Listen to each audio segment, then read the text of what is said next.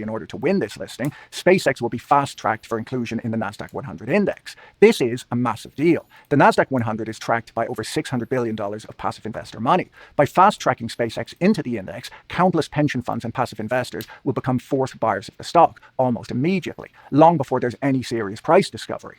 And they'll own shares in a heavily cash-burning company where they have no voting power and no meaningful... Wait, hold on. Oh my God. Why does YouTube do this sometimes? 2350. When a company... corporate matters and the election of our directors. On top of that, because Elon Musk convinced Nasdaq to change the Nasdaq 100 index, this is a massive deal. The Nasdaq 100 is tracked by over $600 billion of passive investor money. By fast-tracking SpaceX into the index, countless pension funds and passive investors will become forced buyers of the stock almost immediately, long before there's any serious price discovery. And they'll own shares in a heavily cash-burning company where they have no voting power and no meaningful ability to sue management. Musk has ensured that he will never lose his control over SpaceX. The filing reveals the creation of a... I wonder if those 1021 notifications lag your breath. What notifications? What are you talking about? New Class C non-voting stock. This exists so that SpaceX can acquire other companies in the future using that stock without ever diluting Musk's voting power. And if he ever decides to step down, he can place his super voting shares into trusts, passing those super voting shares onto his children, ensuring dynastic control.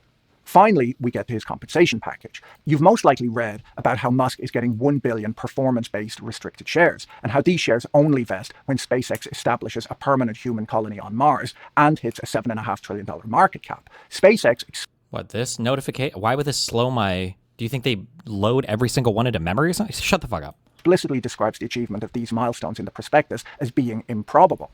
To be clear, this is not a sudden burst of candor from management. It's instead a bit of an accounting trick. Under accounting rules, if the company admitted that it was probable that Musk would get these shares, they would have to expense the full value of the award, potentially hundreds of billions of dollars on their income statement today.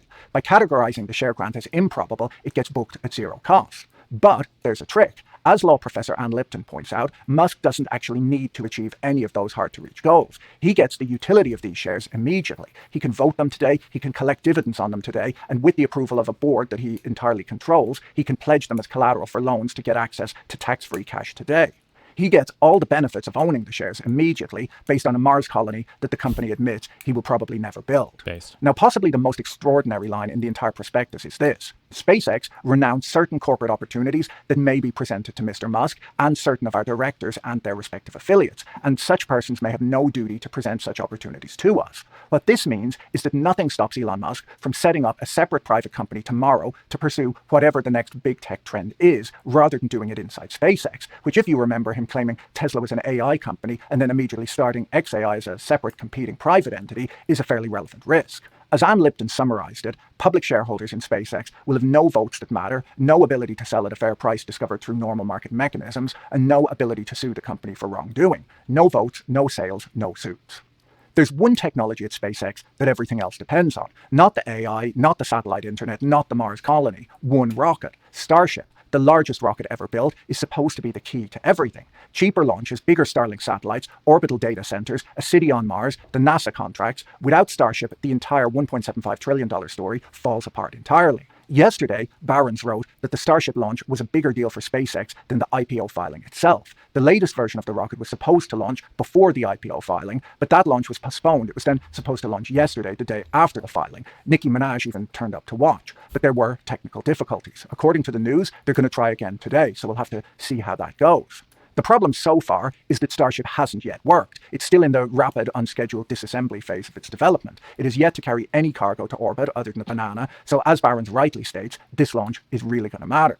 The entire investment thesis is built around Starship achieving what SpaceX themselves call an insane flight rate. Hundreds of launches per year, each carrying 200 tons into orbit. Starlink version 3 satellites, which are supposed to provide 20 times the capacity of current models, are too large for the existing rockets and require Starship. The orbital data center concept requires Starship to launch 1 million satellites. The Mars colony requires Starship to work reliably enough to transport 1 million people who, I guess, want to go there. If Starship fails to deliver, if the flight rate is half of what is promised, if the reliability is lower, and if the costs are higher, the entire valuation collapses. The $1.75 trillion number assumes Starship works exactly as advertised, on schedule, with no technical setbacks. History suggests that rockets rarely work exactly as advertised. So the company claiming to be worth $1.75 trillion is depending on a rocket that is